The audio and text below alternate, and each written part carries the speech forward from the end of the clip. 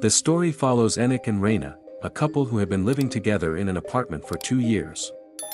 However, Reina eventually chose to leave Enik due to his cold and distant behavior, leading to their breakup. One night, while Enik was resting, the lights suddenly went out and the TV turned on by itself. Startled, he watched as a bottle mysteriously fell onto the table and a woman in a white dress appeared. At first, Enik was terrified, but when the lights flickered back on and he saw how beautiful the woman was, his fear quickly faded. The woman stared at him silently. In a flustered moment, Enik made an awkward comment about not wearing a bra, which only embarrassed him further. Despite her graceful appearance, the woman was furious with Enik for taking Reina's feelings for granted. She revealed that she had been watching their relationship from the beginning, but Enik had always ignored her. Enik was stunned to learn that the ghost had even witnessed his intimate moments with Reina, and when his gaze wandered to the ghost's chest, she slapped him hard, knocking him unconscious. The next morning, Enik woke up with a visible bruise on his cheek, evidence of the ghost's slap. At work, his friend Canon noticed it and asked what happened. She also snapped a picture of the mark.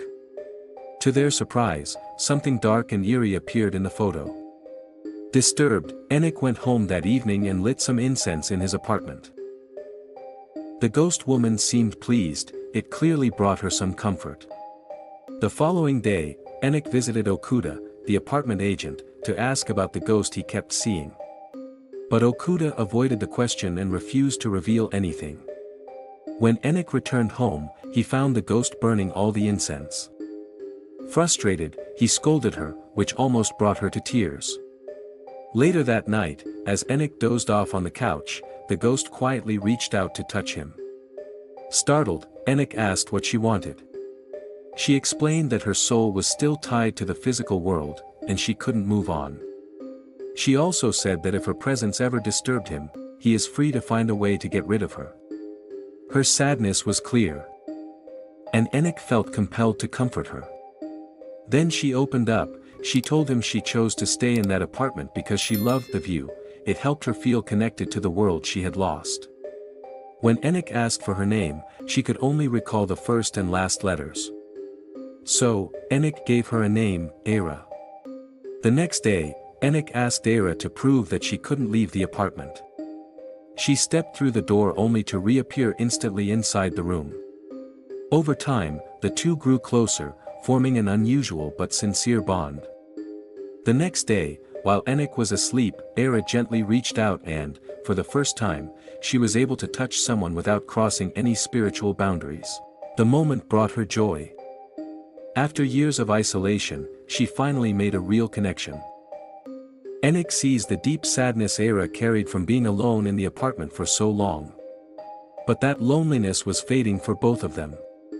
Era no longer felt like a forgotten spirit, and Enik, who hadn't felt emotionally close to anyone since his breakup with Reina, found comfort in her presence. He no longer felt alone, especially since Era had made it a habit to wake him up every morning for work. One night, as Enik was heading home from work, his colleague Canon unexpectedly followed him and asked to visit his apartment. Once inside, Canon noticed an odd smell in the air, something that reminded her of her grandmother's house. It was likely due to the incense Enik regularly burned for Era, the spirit who still lingered in his home. However, only Enik could see Era. Canon remained completely unaware of her presence. As they sat drinking, Enik grew visibly uneasy, knowing that Era had developed feelings for him. Worried about making her jealous, he gently suggested that Canon head home. But instead of leaving, Canon became bold and hinted at taking things further. Enik reluctantly gave in, but just as things escalated, the lights abruptly went out, cutting their moments short. Era clearly felt jealous while watching them. She was upset that Enik had brought another woman home so soon after his breakup, especially after witnessing what was happening between them. Enik tried to explain that he didn't have any real feelings for Canon, that she was just a co-worker. Hearing this, Era admitted she had started to wonder what it would be like to have a boyfriend like Enik, not out of love, but out of curiosity. She longed to know what it felt like to be cared for and cherished, something she had never experienced in life. Moved by her feelings, Era leaned in to kiss him, but Enik stopped her.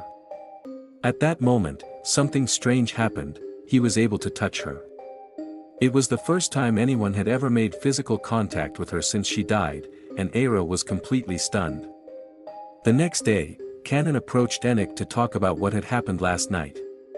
She warned him that there's a dangerous spirit lingering in his home and urged him to consider getting rid of it. Canon also mentioned that her aunt was a paranormal expert who might be able to help with the situation.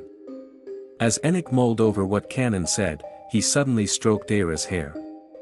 He couldn't help but wonder what his life would be like if Era were to vanish completely. Despite her being a ghost, holding her felt no different from embracing someone warm and alive. Era, too, felt something stir within her, though she was no longer among the living. In those quiet, intimate moments, she felt truly alive again. This deepening connection stirred Enik's curiosity even more. He began to question what had really happened to Era, what led to her death and why her spirit remained bound to that apartment. Meanwhile, a woman named Misaki explained that the spirit haunting Enik's apartment was a soul still tethered to the physical world, bound to a single place and unable to move on. She warned Enik not to get too involved with it, as such connections could be dangerous and might even put his life at risk. But Enik refused to let Era go.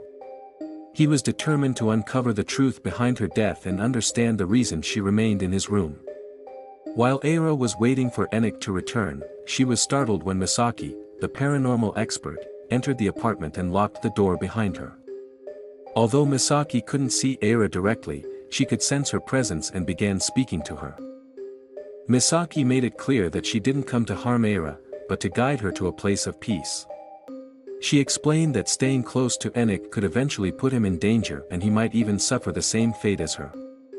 Misaki then told Era about the demon's door, a spiritual passage she could use to leave the room and finally move on. Outside, Enik and Canon waited anxiously. A few moments later, Misaki emerged and told them it was done. Enik rushed in and found Era standing at the balcony. Enik felt a relief that she was unharmed. Then Era sadly apologized for interfering in his life. But Enik gently reassured her that she was never a burden. He admitted all he wanted was to learn her story and understand her better. Which is why he asked Misaki for help in the first place. After hearing this, Era hesitantly made a heartfelt request that something she feared might be selfish. She asked if she could be Enik's girlfriend, and now that she knew how to leave the room, it meant they could finally spend time together outside, go on adventures, and enjoy each other's company like any normal couple. Because of this, Enik decided to take some time off work to grant Era's wish and make her happy. He even bought her a pair of shoes from the market. The next day, when Enik gave Era the gift, she was overjoyed and deeply touched by the gesture. Since Era couldn't leave the apartment through the door, Enik encouraged her to jump down from the balcony instead. Though hesitant and scared at first, Enik reassured her that he would catch her. Trusting him, she jumped, and from there, the two began exploring the city together. Oddly enough, Okuda happened to see Enik with Era. It might have been because of the shoes Enik had given her, perhaps they made her presence more visible to others. Later, Enik took Era to his favorite restaurant. The waiter brought out 2 drinks, even though Enik hadn't ordered anything yet, showing that the people could clearly see Era. Afterward, they headed to the cinema, a place that held special meaning for Era, as it was the one spot she always visited when she was still alive. Unfortunately, it was closed since it was a Tuesday. Disappointed, Era frowned, but Enik comforted her with a smile and promised they'd come back to watch a movie together the next day. Their next stop was the beach, Era's most anticipated destination. She thanked Enik for everything and gave him a warm hug. Enik, sensing something was off, asked why all of Era's wishes felt so urgent. When he asked if they could see each other again, Era remained silent. For her, that was the happiest day of her life, the one she would always cherish. Later that night, as Enik slept, Era watched him with a heavy heart. Just like Misaki had warned, growing too close to Enik could eventually bring him harm. Era knew that if anything happened to him because of her, she'd never forgive herself. So, despite how much it hurt, she made the painful decision to leave him for good, passing through the mysterious door Misaki had shown her. Even though parting was painful, Era felt truly at peace, knowing CineK had given her the happiness she longed for. Before leaving, she gently kissed him, and that was her first and last kiss. The next morning, CineK woke up unaware of what had happened, but he immediately felt an emptiness. He searched the apartment for Era but couldn't find her anywhere. With a growing sense of loss, he eventually went to Misaki for answers. Misaki gently explained that their bond had become too strong and that staying together could have brought serious consequences. CineK knew deep down that he couldn't force Era to remain a ghost forever. Her decision to leave wasn't because of Misaki, but it was entirely her own choice. Misaki had only explained the truth about the door and the risks that came with staying too close to him. When CineK realized this, he was devastated. He felt stressed, lost, and unsure of what to do next. In search of clarity, he went to speak with Okuda. CineK opened up about losing Era and hoped Okuda might know something more about her. Seeing how genuinely happy CineK had been with Era, Okuda finally revealed the truth about who she really was. The next day, CineK visited Era's grave and lit incense in her memory. Though he jokingly complained about her taking his sandals without permission. His emotions eventually overwhelmed him, and he broke down in tears. Their time together had left such a deep impact that it felt like a fleeting dream, one that was never meant to last. Years passed, CineK returned to the movie theater, the place Era had once loved, to relive the memories they shared. Unbeknownst to him, a beautiful woman with short hair was watching him quietly. She bore a striking resemblance to Era and looked at CineK with eyes full of warmth and recognition. Then, she smiled softly, meaningfully, like a long-lost memory returning home. And that's where the story ends. If you like this video, don't forget to hit the like button and subscribe. Also hit the notification bell to get updated on every video that we upload. Thank you and have a great day.